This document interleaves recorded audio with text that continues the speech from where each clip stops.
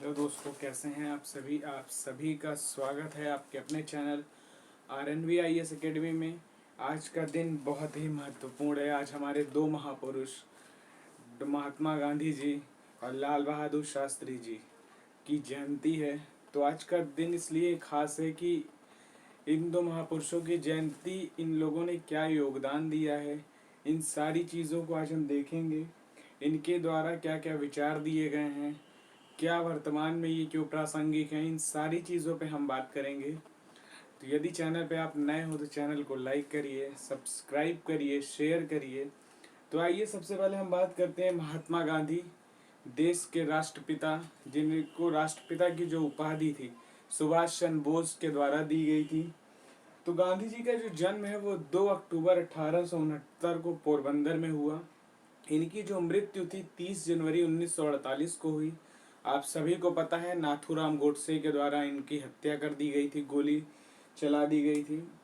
गांधी जी ने भारत की स्वतंत्रता में, भारत की आज़ादी में लगा कितना योगदान दिया। और ये केवल राजनीति के क्षेत्र में नहीं, ये आर्थिक क्षेत्र में भी, ये हर परिप्रेक्ष्य में गांधी जी का जो सिद्धांत है सर्वोदय का, गांधी जी के ट्रस्टीशिप सिद्धांत है, ये जो मशीनरीकरण, लोग कहते हैं विरोधी थे, इनका मशीन के प्रति विरोधी नहीं थे मशीनीकरण के, बल्कि इनका था कि जो कुटीर उद्योग है उससे लोगों में व्यवसाय के उत्पन्न हो, रोजगार हो, तथा जो स्वदेश की चीज़ें उसका विकास हो सके। तो इन्होंने कुटीर उद्योग को बढ़ावा दिया। तो आइए चलते हैं अपने टॉपिक पे बात करते हैं। तो इनका जो सबसे पहला सिद्धांत था सर्वोदय। सर्वोदय का मतलब है सभी का उदय, अर्थात जो हमारे देश में चाहे वो गरीब वर्ग हो, मध्यम वर्ग हो या निम्न वर्ग हो, सभी के समान रूप से उदय हो, सभी का समान रूप से विकास करने की बात करते हैं और किसी में भेदभाव न हो, समानता हो। तो ये सर्वोदय का इनकी बात है। दूसरा इन्होंने जो एक दिया था ट्रस्टीशिप। ट्रस्टीशिप का मतलब ये होता है कि जो अमीर वर्ग है उसको ऐसा ये ना लगे कि सारा पैसा उसका है, बल्कि वो जो पैसा यदि उसके पास अतिरिक्त है उसकी ज़रूरतों के अलावा, तो वो जो निम्न वर्ग हैं या मध्यम वर्ग हैं उनमें वितरित कर दे, ताकि सब में समानता स्थापित हो सके। तो ये ट्रस्टीशिप था।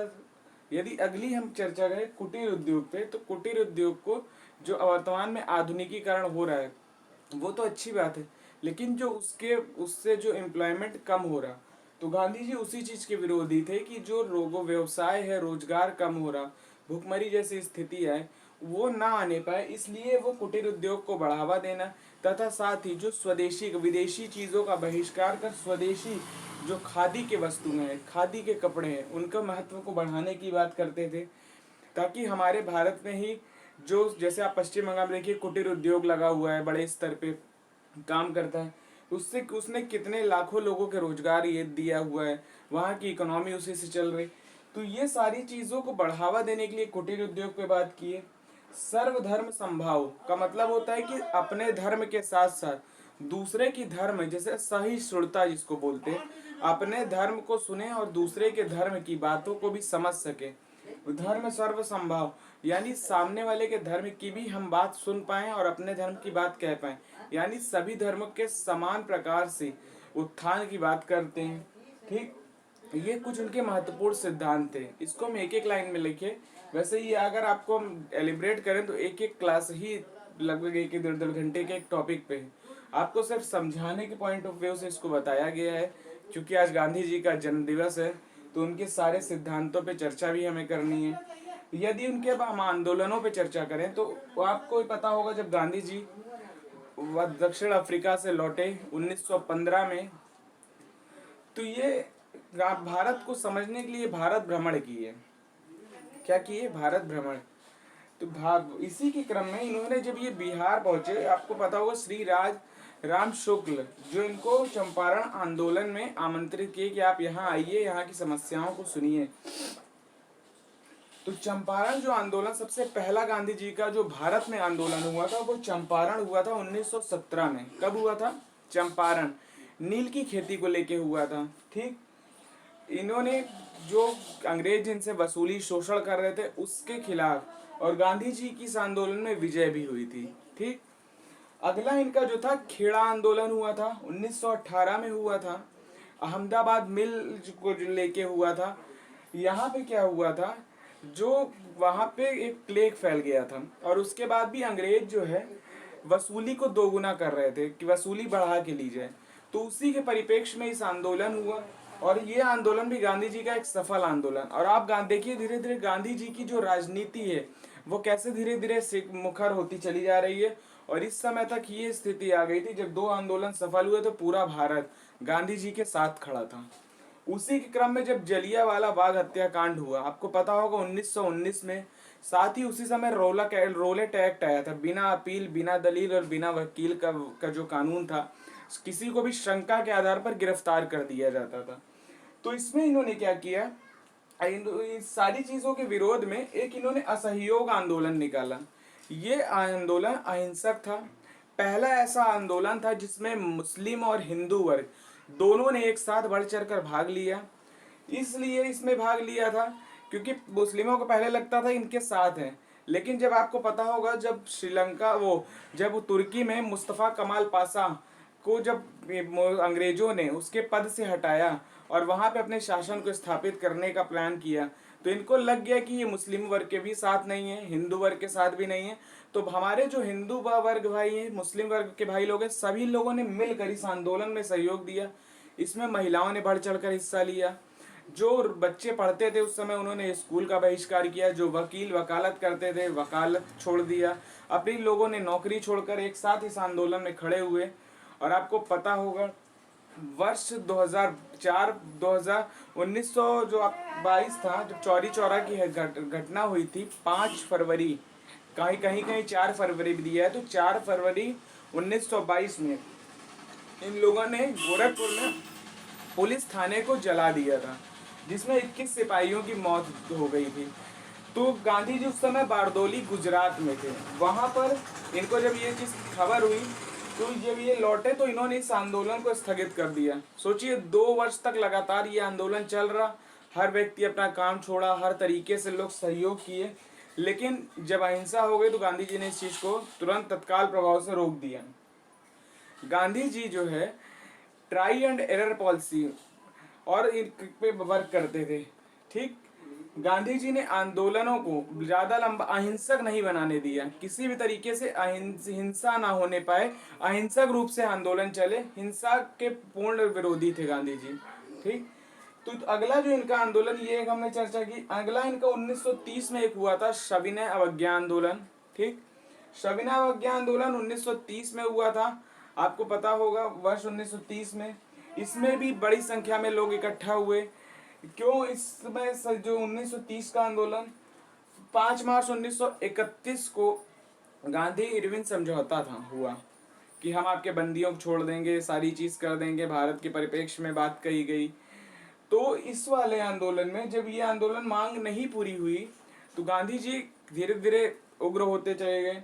उसी समय आपको पता होगा गोलमेज सम्मेलन भी होने वाले थे, पता है ना आपको, 30, 31 और 32 में। तो गांधी जी ब्रिटेन गए थे गोलमेज सम्मेलन, जहां इनको इनकी बातों को नहीं सुना गया, वहां कम्युनलिज्म की बात की गई, कम्युनल अवार्ड की बात की गई।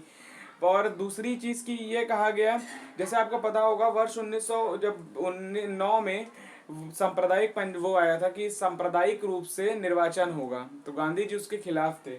उसी तरह 26 सितंबर 1932 को गांधी जी और अंबेडकर साहब के बीच गांधी अंबेडकर पैक्ट हुआ था, जिसमें गांधी जी ने ये कहा था, आपको बताओ, कि सीटें आप बढ़ा लीजिए लेकिन आरक्षण जो है उसको खत्म कर दिए, सीटें आप बढ़ा लीजिए, सभी लोग सभी के लिए चुनाव लड़ेंगे ताकि सब में समानता रहे।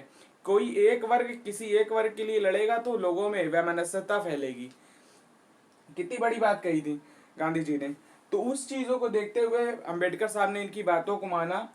तो इन्होंने कहा, बापू आप हरिजन लोगों के लिए क्या करते हो, आप हमारे वर्ग के लिए क्या करते हो। तो गांधी जी ने कहा था, जो हरिजन यानी भगवान के जो सेवक हैं हम वो हैं। और अब उस दिन से इन्होंने 30 सितंबर 1932 को हरिजन सेवक संघ, यानी जो भगवान के प्रिय हैं हम वो हैं, तो इन्होंने नाम दिया और 30 सितंबर 1932 को हरिजन सेवक संघ बनाया कि हम सभी के लिए हैं, सभी हमारे भाई हैं, किसी के साथ वैमनस्यता ना हो, किसी के साथ भेदभाव ना हो। तो ये गांधी जी के इन्होंने बनाया, ये गांधी जी के ये आंदोलन थे, ये इनका संघ बना था। गांधी जी जब अफ्रीका में क्या किए थे, जब गांधी जी अफ्रीका में, तो इन्होंने 1894 में नटाल कांग्रेस की स्थापना की थी। दक्षिण अफ्रीका में नटाल कांग्रेस बनाई थी, ये पूछता है एग्जाम में। ठीक, इसमें जो है गांधी जी से जो कुछ प्रभावित लोग हैं उनके भी नाम जान लीजिए। मार्टिन लूथर यूएसए के जो थे, नेल्सन मंडेला अफ्रीका के, आपको पता होगा बहुत फेमस व्यक्ति हैं, आंग सान सू की म्यांमार के, ये सभी गांधी जी की विचारधाराओं से प्रेरित थे कि अहिंसा से कुछ नहीं होता। और वर्तमान में भी आप देखिए, आपकी बात जितनी शांतिपूर्ण तरीके से आप कर सकते हैं, बिना विद्रोह के, बिना विरोध जताए, बिना किसी चीज किसी सिस्टम को डिस्टर्ब किए, वो ज़्यादा अच्छा होता है। आज भी आप देखिए, जैसे लगातार आपने कई चीज़ों को देखा होगा, कई आंदोलन, कई बिल ऐसे हैं जो शांतिपूर्ण तरीके से जितने अच्छे से पूरे हो सकते हैं, कई आंदोलन आंदोलन भी हैं आपके सामने, तो वो उग्र रूप से नहीं हो सकते, बल्कि उग्रता से आपको नुकसान होगा, आपको तकलीफ होगी, और जो आपके ऊपर कार्रवाई होगी वो अलग से। तो गांधी जी हमेशा जो बात करते थे वो हिंसा के विरोध में करते थे, अहिंसक थे गांधी जी पूर्ण रूप से। और गांधी जी की जो शिक्षा थी, इनका कहना था कि एक अच्छे नागरिक बनिए, स्वावलंबी बनिए, सर्वांगीण आपका विकास हो, ताकि आप एक समाज को प्रेरित कर सकें। गांधी जी आज भी प्रासंगिक इसी वजह से हैं क्योंकि गांधी जी के आप देखिए जितने आंदोलन उन्होंने किए, आंदोलन बड़े स्तर पे, जैसे आप सविनय अवज्ञा आंदोलन या सहयोग किसी को भी ले ली, आंदोलन बड़े चला, लेकिन जहां पे अहिंसा हुई तुरंत गांधी जी ने बैक कर लिया आंदोलन को। तो इसीलिए गांधी जी प्रासंगिक रहे। साथ ही इनकी कुछ पुस्तकों पे बात करें, गांधी जी की प्रमुख पुस्तकें, अक्सर पूछता है, इनकी जो आत्मकथा है सत्य के प्रयोग गांधी जी की है। साथ ही अगली जो इनकी राम नाम है, अगला है इनका मेरे सपनों का भारत, अगली दूसरी नेक्स्ट है इनकी गीता बोध, फिर नेक्स्ट है हिंद स्वराज, फिर नेक्स्ट है बापू के सीख, फिर है दक्षिण अफ्रीका के सत्याग्रह का इतिहास। ये तमाम पुस्तकें गांधी जी के द्वारा लिखित हैं। गांधी जी के यदि हम बेटों बेटियों की बात करें, गांधी जी के हरिलाल, मणिलाल, रामदास, देवदास, इनके 4 पुत्र थे। आपको पता होगा जो जमनलाल बजाज है, जमनालाल बजाज, गांधी जी उनको अपना 5वां बेटा कहते हैं, और वो गांधी जी के गांधी जी से बहुत प्रभावित थे। ये पूछता है कभी कभी एग्जाम में, जमनालाल बजाज बहुत ही बड़े, ये एक तरह से सेठ थे और गांधी जी से बहुत प्रभावित थे। तो गांधी जी के 5वें बेटे के रूप में भी इनको जाना जाता है। इनको गुलाम नंबर 4 भी कहा जाता है, इस ये इनके उपनाम है जमनलाल बजाज के। ठीक, तो ये ध्यान रखिएगा। साथ ही गांधी जी की जो लगातार जो इनकी मृत्यु हुई, जो 30 जनवरी 1948 को ये मंदिर जा रहे थे, उसी समय इनको नाथूराम गोडसे के द्वारा मार दिया गया, जो कि बहुत ही घृणित कृत्य किया उसने। तो गांधी जी के बारे में आज पूरी चीजें उनके उस पर रही। अब हम बात करते हैं जो हमारे देश के दूसरे प्रधानमंत्री लाल बहादुर शास्त्री जी के बारे में, जिनका जन्म हुआ था 2 अक्टूबर 1904 को मुगल सराय उत्तर प्रदेश में। कहाँ हुआ था? मुगल सराय। ठीक, ये जो है इनके पिता का नाम शारदा प्रसाद श्रीवास्तव, ये कायस्थ फैमिली से बिलोंग करते थे, शारदा प्रसाद श्रीवास्तव। इनकी माता का नाम था राम दुलारी देवी। ये जो है इनका प्रसिद्ध नारा पूछता है जय जवान जय किसान। लाल बहादुर शास्त्री जी का जो प्रसिद्ध नारा था जय जवान जय किसान। भारत के द्वितीय प्रधानमंत्री, ये शुरू से ही बहुत पढ़ने में मेधावी थे।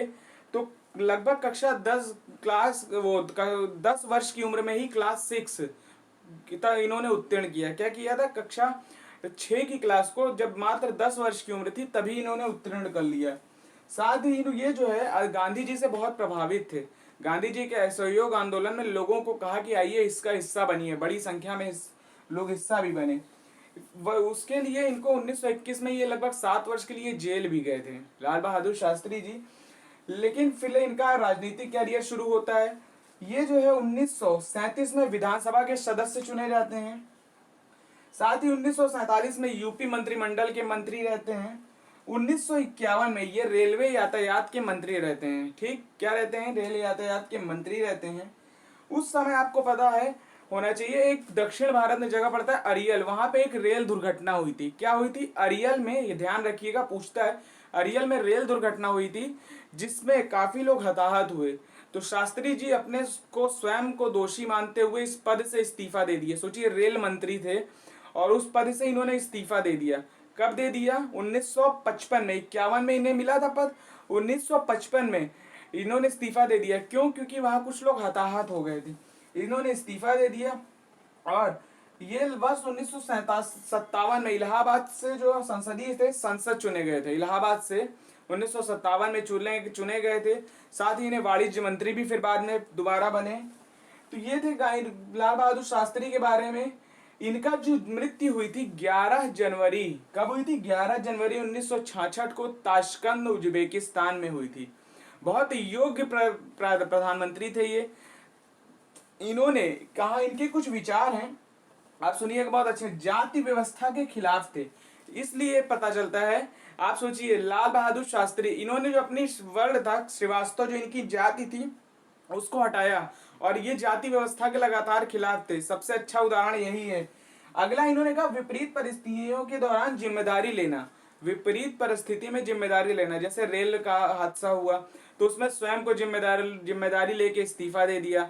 या यदि जैसे कोई खाद्यान्न संकट जब आया था, आपको पता होगा, जब भारत पाकिस्तान युद्ध चल रहा 65 में, तो खाद्यान्न संकट जब आया तो इन्होंने खुद भी देश से तो कहा ही कि आप एक टाइम का भोजन करिए, इन्होंने खुद अपना और अपने परिवार को साथ भी एक समय का केवल भोजन किया, ताकि जैसे जनता रह रही वैसे हम रहें। तो मतलब विपरीत परिस्थितियों के दौरान स्वयं भी जिम्मेदारी लेना और लोगों को भी उससे जिम्मेदारी से जागरूक करना। अगला इनका है, सार्वजनिक और निजी जीवन में एक रूपता हो। जैसे हम सार्वजनिक रूप से दिख रहे हैं और वैसे ही हम निजी रूप से दिखें। मतलब जो हमारा है, जो हम अंदर से जैसे हैं, जो वैसे ही बाहर से भी दिखें। ठीक, ये ऐसे थे लाल बहादुर शास्त्री।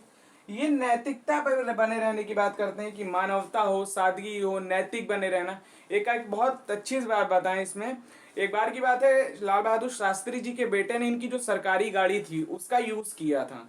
यूज कर जब इनको इस चीज को पता चला, इन्होंने अपने असिस्टेंट से बुलवा के बोला कि ये गाड़ी जितनी दूर इसने प्रयोग किया, जितना डीजल इसमें लगा, वो पैसे हमसे लेकर सरकारी खजाने में जमा करा दिए जाएं। सोचिए ईमानदारी का लेवल क्या था, किस तरीके से क्या सोच थी इनकी।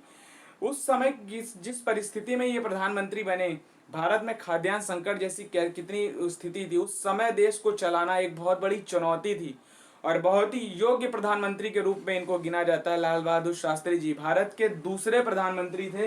लाल बहादुर शास्त्री जी, आपको पता होगा, पहले पंडित जवाहरलाल नेहरू जी थे, उसके बाद नंदा जी कुछ समय के लिए कार्यवाहक रूप से आए, फिर लाल बहादुर शास्त्री जी प्रधानमंत्री बने और आज भी हम इनका नाम लेते हैं। इनका जो प्रसिद्ध नारा, जैसे हमने बताया, जय जवान जय किसान था। इनके जो वर्तमान में ये प्रासंगिक क्यों, सबसे बड़ी चीज ये सादगी की बात करते। सादगी, जैसे आज भी सादे रूप से रहना, विनम्रता का प्रतीक। कहीं पर भी आप उग्रता से यदि आप दिखाएंगे तो आपके सम्मान को भी नुकसान हो सकता है, आपको नुकसान हो सकता है। विनम्रता, साथ ही तपस्या, कड़ी मेहनत। कोई भी चीज आसानी से प्राप्त नहीं होती, इनका संघर्ष बहुत फेमस है। तो कड़ी मेहनत की हो, तपस्या हो, आपकी सामर्थ्य हो, राष्ट्र के अनुकरण, मतलब राष्ट्र के प्रति आप समर्पित होने चाहिए। तो ये सारी चीजें अगर उस समय भी प्रासंगिक है, आज भी यदि आप करो तो भी आपका एक समाज में आप नागरिक के तौर पे तो अच्छे व्यक्ति बन ही जाओगे। समाज के तौर में एक आपका नाम तो होगा ही है कि आप एक नागरिक, अच्छे नागरिक हो। एक नागरिक होना भी बहुत अच्छी बात है। हमारा संविधान भी बात करता है एक अच्छे नागरिक की, मौलिक कर्तव्य की बात करता है कि हम एक अच्छे नागरिक बने। और ताकि समाज में हमारे जो मूल्य हैं, जैसे ये सारे मूल्य हैं, हमारे मूल्य विकसित हों, समाज में मानवता हम विकसित कर सकें, नम्रता विकसित कर सकें, हमारे नैतिक मूल्य उच्च हों, ताकि लोगों की संभावना, लोगों की दिक्कतों को हम समझ सकें। एक नागरिक होने के नाते उनके तकलीफ, उनके कष्टों को यदि हम समझ पा रहे हैं, यदि हमसे हो सक रहा है तो हम उस पर निदान कर सकें। तो ये ऐसे थे लाल बहादुर शास्त्री जी। तो शास्त्री जी के बारे में हमने जितना कुछ हो सका वो बताया। गांधी जी के कुछ आंदोलनों पे बात की, इनके सिद्धांत पे बात की, गांधी जी की क्या क्या पुस्तकें थी, इनसे कौन कौन प्रभावित होने वाले लोग थे, ये सारी चीज़ों पे चर्चा की। आज का दिन बहुत ऐतिहासिक था। आपकी आज क्लास थी प्रमुख वाद्य यंत्र की, लेकिन आज हमारे दोनों महापुरुषों का जन्मदिन था। तो ऐसे महापुरुषों को नमन है जो हमारे देश में इतना योगदान दिए, चाहे वो गांधी जी हों, चाहे वो हमारे प्रधानमंत्री जी लाल बहादुर शास्त्री जी हों। तो चलिए फिर अगले वीडियो में आपके प्रमुख वाद्य यंत्र पे बात करेंगे, और जो आपके संविधान की क्लास है उसको बहुत तेजी से कवर करते हुए चलेंगे। साथ ही उसके बाद अगली नेक्स्ट जो आपके टॉपिक्स होंगे जो आप बोलेंगे उसको कवर किया जाएगा। तो तब तक के लिए आप अपना ध्यान रखिए, खुश रहिए, स्वस्थ रहिए, मस्त रहिए। बहुत बहुत आप सभी का आभार। चैनल पे नए हो तो लाइक करिए, सब्सक्राइब करिए, शेयर करिए। तो अगली वीडियो में आप सभी से मुलाकात होगी। तब तक के लिए बहुत बहुत शुक्रिया, आभार। जय हिंद, जय भारत, धन्यवाद।